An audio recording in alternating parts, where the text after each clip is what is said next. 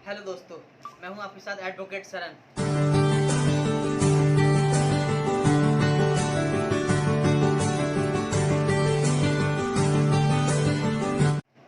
और आज मैं एक नया टॉपिक लेकर के आया हूं कि चेक होता है वो बाउंस होने पर क्या करें।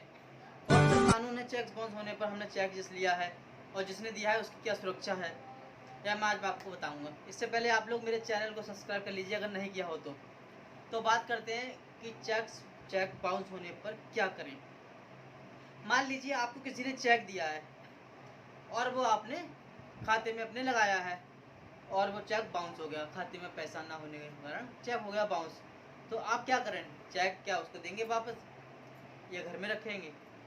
ऐसा नहीं है। अगर चेक बाउंस होता है तो जिसने आपको चेक दिया है, जिससे आपको पैसा लेना है, तो पहले आप उसे बताएंगे पर्सनली आकर के चेक बाउंस हो गया और आप पैसा दीजिए हमें या दूसरा चेक दीजिए। वो कहता है चेक बाउंस हो गया, मैं क्या करूँ? या मान लीजिए मैं पैसा नहीं दूंगा, ऐसी कोई स्थिति अगर आती है तो आप सबसे पहले एक वकील के पास जाएंगे। आपके पास में कोई वकील होगा, उसके पास आप जाएंगे और बताएंगे कि चेक हमारा बाउंस हो गया है तो हम क्या करें। तो वो 138 NI एक्ट के तहत एक नोटिस, लीगल नोटिस तैयार करेगा उसके लिए जिसने आपको चेक दिया था।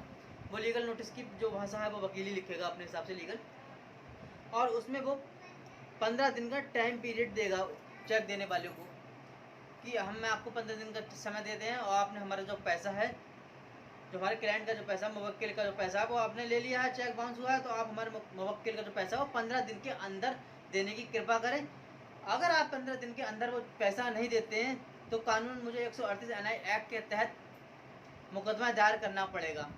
तो वो एक नोटिस होता है उसके लिए लीगल भाषा का इस्तेमाल करके, लीगल भाषा का इस्तेमाल करके, और उसको वो प्राप्त, अगर मान लीजिए उसने प्राप्त कर लिया और आपको कोई जवाब नहीं दिया उसने मान लीजिए, तो आपको पूरा फिर हक है कि आप 138 NI एक्ट का मुकदमा लेकर के कोर्ट में जा सकते हैं उसके खिलाफ कि इन्होंने हमारा पैसा नहीं दिया, चेक बाउंस कर लिया।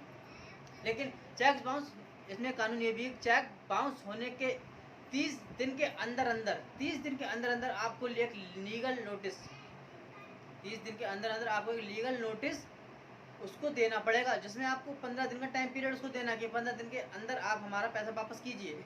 और 15 दिन का जब टाइम पीरियड के अंदर अगर वो आपसे कांटेक्ट नहीं करता है तो आपको फिर 30 दिन के अंदर ही 138 NI एक्ट का कोर्ट में मुकदमा दायर करना पड़ेगा। और अगर 30 दिन के अंदर आपने कोर्ट में अगर मुकदमा दायर नहीं किया तो जो कि लीगल भाषा में है कि वो तो फिर कोई मतलब ही नहीं है, समय निकल गया, तो उसकी एक मजबूती हो जाएगी। लेकिन इसके बाद में भी एक रास्ता आपको बचता है।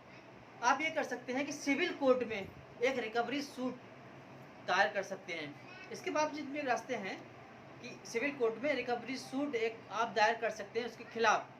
लेकिन इससे काम आसान नहीं है क्योंकि रिकवरी में भी हमें फिर प्रूव करना पड़ेगा, और अगर आर्डर हमारे पक्ष में हो जाए ये बहुत कम होता है अधिकतर।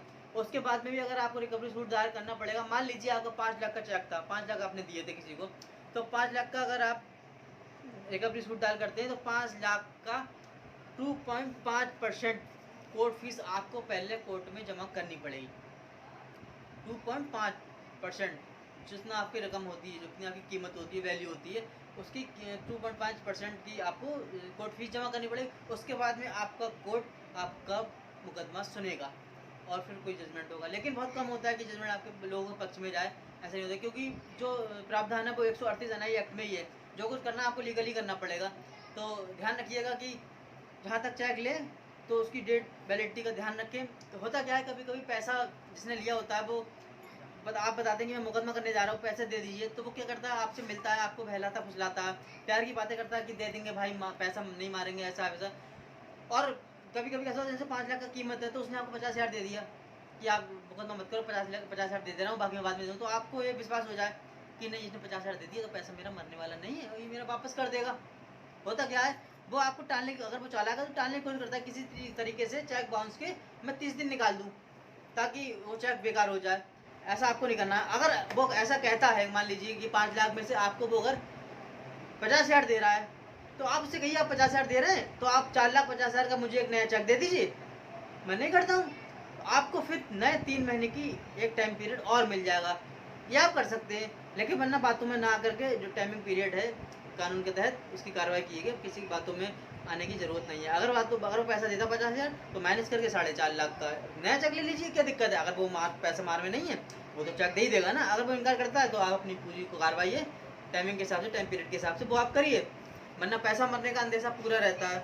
और सिविल सूट के भरोसे अधिकतर ना रहें, क्योंकि फिर उसमें आपको नुकसान उठाना है। 5 लाख का अगर मान लीजिए आपका पैसा 5 लाख का चेक है तो उसमें से फिर आपको 5 लाख की 2.5% कोर्ट फीस जमा करनी पड़ेगी, तो आपका भी नुकसान है। और फिर जजमेंट क्या होता है वो तो कोर्ट के ऊपर निर्भर है, जैसा भी हो लो। तो आप लीगल भाषा में इसी 138 NI एक्ट का ही प्रावधान करें तो ज़्यादा अच्छा है।